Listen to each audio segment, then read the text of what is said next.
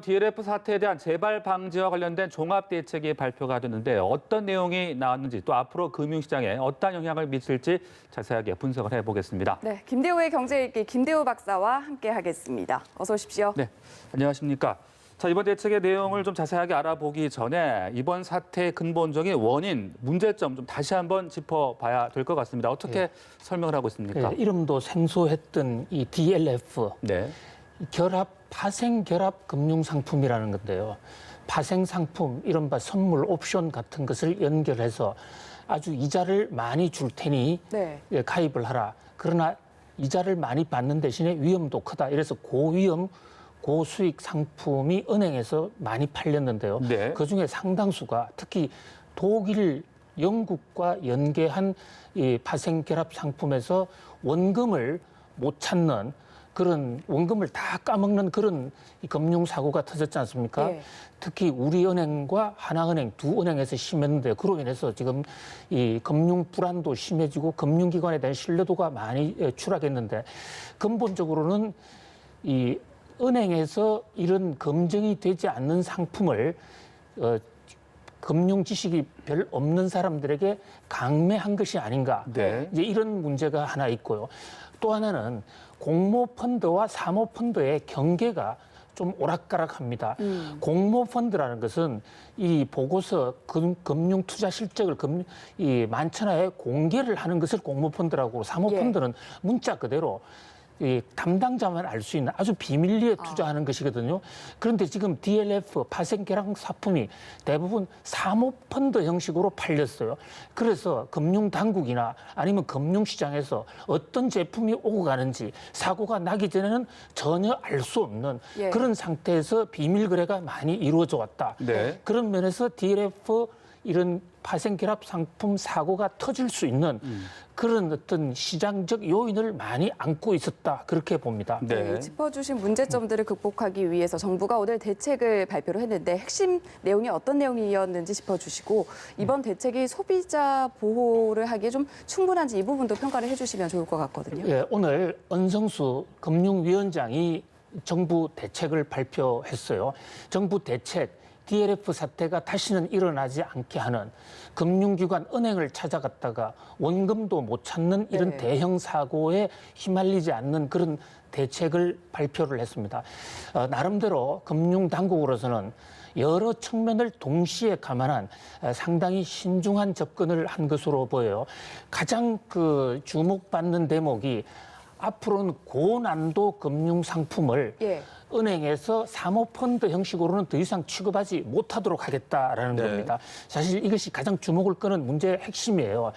고난도 상품이라는 이제 정의는 앞으로 의견을 좀 더 수렴해서 확정을 지어 나가겠습니다만은 오늘 은성수 위원장이 발표한 바로는 이 금융 상품의 잠재적 위험도가 20%, 30%. 그리고 또 원금 손실이 있을 수 있는 상품으로서 상품 중에서도 파생 상품을 일반적인 금융 상품이 아니라 한 단계 더 해칭해 들어가는 파생 상품을 결합한 이런 상품들은 적어도 은행 창구에서는 사모펀드 형식으로는 팔지 못하게 하고 만약에 그것을 팔게 하면 공모펀드 형식으로 팔아라. 공모펀드라는 것은 금융 상품의 성격을 공지를 해야 되는 것입니다. 자, 이제 이 대목에서 현재 지금 사모펀드의 이 현재 시장 규모가 현재 나타난 잔액 기준으로 약 74조 원 정도 되거든요. 이 대목에 대해서 은행은 상당히 반발하고 있죠. 그렇게 되면 은행의 주 수입원이 떨어진다. 은행은 어떻게 살란 말이냐. 이제 그런 대목 하나 있고 또 하나는 벤처업계나 이런 데서는 그동안에 사모펀드를 통해서 벤처회사들의 혁신펀드 자금이 많이 들어왔는데 그런 면이 좀 마비가 되는 것이 아니라 좀 볼멘 소리를 하고 있고요. 또 한편으로서는 소비자 당국 입장에서 볼 때는 왜 근본적으로 막지 아니하고 20%, 30%란 제한을 뒀느냐. 아예 사모펀드 결합 또 파생 상품이 들어간 사모펀드는 근본적으로 막아야 되는 것이 아닌가. 이런 어떤 지금 찬반 논란이 나오고 있습니다. 그런데 이제 정부로서는 두 가지 토끼를 다 버릴 수가 없었다는 그런 충정이 좀 느껴져요. 왜냐하면 지금 사모펀드를 완전히 차단해 버리면 벤처로 갈 수 있는 돈줄이 막히게 되고 또 우리나라 금융산업이 다른 나라에 비해서 그 경쟁력이 떨어져서 결과적으로 국가 경제에 마이너스가 될 수 있다. 그런 점을 하나 생각했고 또 동시에 이 투자자들의 안전, 금융 소비자들의 안전을 감안해서 20%, 30% 범위 투자 손실이 예상되는 것으로서 파생 상품. 근데 그 대목이 가장 그 주목을 끌고 있어요. 네. 뭐 그 밖에도 숙려 제도라든지 다양한 지금 제도를 도입을 해놓고 있습니다. 네, 대책을 자세히 이렇게 설명을 해주셨는데 전문가로서 보시기에 이번 대책이 좀 투자자라든지 소비자들 보호하는 데 충분하다고 평가하시는지도 듣고 싶은데요.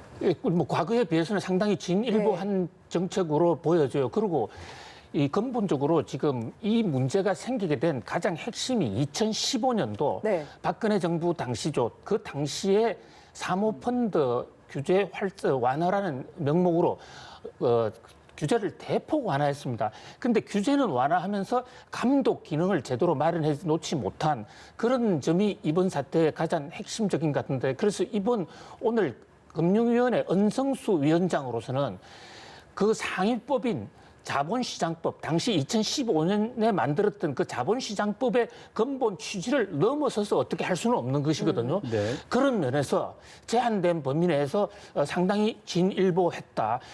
개인적으로 그 은성수 위원장 같은 경우에는 불과 몇 년 전만 하더라도 사모펀드 규제에 완전히 반대를 한 예. 입장입니다만은 그래 규제를 제한된 범위 내에서는 많이 돌았었어요. 그러나 근본적으로는 이 문제는 법 개정 사안이기 때문에 국회가 좀 나서서 2015년도에 만들었던 그 자본시장 규제 완화에 좀 보완할 대목이 많이 있습니다. 그것을 여야 합의로 이 금융 안정과 또 금융 혁신을 두 마리 토끼를 잡을 수 없는 그런 그 여야 합의에 큰 틀의 좀 개혁과 개선이 있어야 될 것으로 보입니다. 네, 그렇다면 이 DLF 사태와 관련된 금융사에 대해서 어떤 징계 수위라든지 또 금융사가 뭐 어떻게 좀 보상을 해줄 수가 있는 건지 이런 부분도 상당히 궁금해지는데 어떻게 지금 진행되고 있는 겁니까? 예, 이번 사건에 대해서는 그 결국 은행의 불완전 판매가 있었느냐 또는 계약 위반을 한 사실이 있었느냐, 법을 위반한 사실이 있었느냐 거기에 따라서 이제 보상이